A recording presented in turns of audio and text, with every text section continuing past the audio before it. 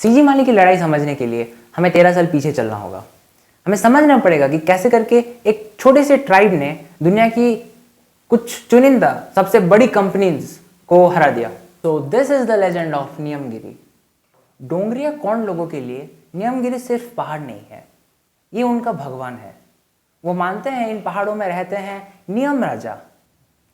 इनके लिए माइनिंग का मतलब सीधा है, उनकी पूरी पहचान का खात्मा करना।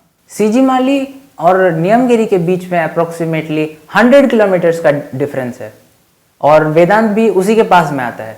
वेदांत ने नियमगिरी पहाड़ के नीचे बहुत बड़ा और मैसिव रिफाइनरी, लेकिन जो क्वेश्चन आता है क्या उसके पास बॉक्साइट माइनिंग का राइट्स सीजी माली या फिर नियमगिरी का था? The answer is no. Vedanta ने सोचा कि वो यूज करेगा संक कॉस्ट फैसिलिटी। अगर मैं सिंपल लैंग्वेज में समझाऊं तो उसने सोचा कि अगर मैं रिफाइनरी प्लांट सेटअप कर देता हूं और पास में बॉक्साइट है, क्योंकि वहां पर हैवी इन्वेस्टमेंट होगा अप्रोक्सीमेटली $2 बिलियन का बस रिफाइनरी के लिए, तो फिर हमें इजीली बॉक्साइट का जो माइनिंग है उसका राइट्स मिल जाएगा। यहाँ एंट्री होती है एक्टिविस्ट लोगों की। एक्टिविस्ट लाइक प्रफुल्ल सामंतराय, जिन्होंने ये जो मैटर है उन्होंने लंदन के सड़कों तक पहुंचाया। कैसे रायगढ़ का छोटा छोटा मैटर्स लंदन की सड़कों तक पहुंच गया था। तो सामंतराय ने बार बार अटेंड किया annual general meeting Vedanta resources का। उनके प्रेजेंस ने वहाँ को अवेयर किया और नियमगिरी एंड उसके एनवायरमेंटल डिस्ट्रक्शन के बारे में बताया, जिसके चलते church of England and Norway sovereign wealth fund ने जो अपने शेयर्स थे वेदांत में उसको सेल कर दिया। लेकिन ग्राउंड पर कंडीशन कुछ वॉर जोन जैसे थे। लीडर्स या जो भी लीड करते थे उन्हें मायोइस्ट बोलकर उठा लिया जाता था। महिलाओं ने ह्यूमन चेन्स बनाया। उनका नारा था दान देंगे पर जमीन नहीं देंगे। ये था स्ट्रगल्स नियमगिरी का। पर क्या बस एक ट्राइब एक इतने बड़े इंटरनेशनल कारपोरेशन को रोक सकती है? The answer is quite white and black और ग्रे। क्यों? क्योंकि बिकॉज ऑफ द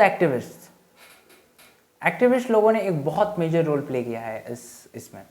उन्होंने कोई हथियार यूज नहीं किया, उन्होंने यूज किया है द पावर ऑफ लॉ। उन्होंने हेल्प लिया द फॉरेस्ट एक्ट लॉ, जिसके तहत उन्हें किसी भी एरिया में माइनिंग करने से पहले वहाँ रह रहे जो ट्राइबल्स हैं उनका परमिशन चाहिए था। तो वहाँ बैठा ग्राम सभा और रिजल्ट आया सुप्रीम कोर्ट में।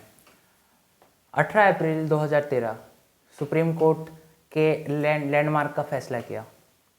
ग्राम सभा का रिजल्ट आ गया था। 12 विलेजेस ने माइनिंग के अगेंस्ट में वोटिंग किया था। तो इस तरह हो जाता है हमारे वेदांत का माइनिंग प्रोजेक्ट एट नियमगिरी बंद। ये हिस्ट्री बना था, क्योंकि इससे पहले कुछ ऐसा इतने बड़े स्केल में कुछ हो नहीं हुआ था। आज वही पैटर्न हमें देखने को मिल रहा है सीजी माली में। पुलिस रेड, फेक ग्राम सभा और तीजी राज के पहाड़ की जंगल। ये नियमगिरी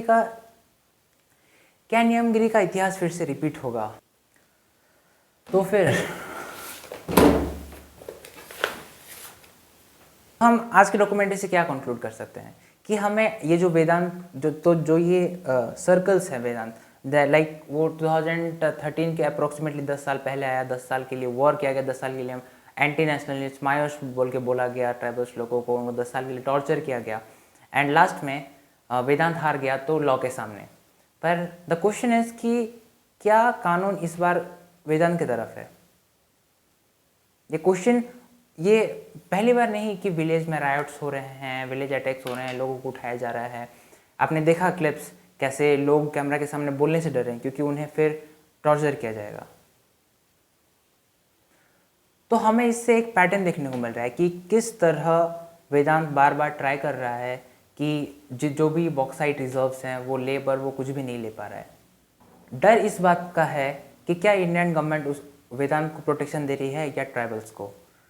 मिलते हैं हमारे नेक्स्ट वीडियो में एपिसोड 3 में, जिसमें हम बात करेंगे द 8 विलेज स्कैम के बारे में।